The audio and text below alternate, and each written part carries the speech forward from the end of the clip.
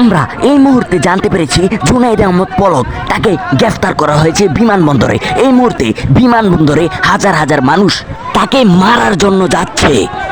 এখন অনেক লোক জড়ো হচ্ছে বিমানবন্দরে। জনগণ বলছে তাকে যেন জনগণের হাতে তুলে দেওয়া হয়, কিন্তু আইন শৃঙ্খলা বাহিনী তারা বলছে আইনের আওতায় তাকেও আনা হবে সে যদি কোনো দোষ করে থাকে।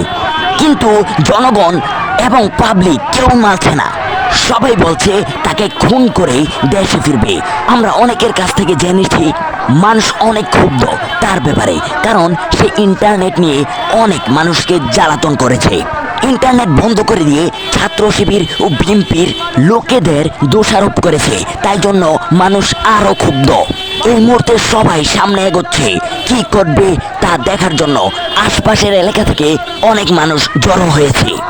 আমরা এয়ারপোর্টের কাছাকাছি গিয়ে আপনাদেরকে নতুন আরেকটি ভিডিও দেখাবো।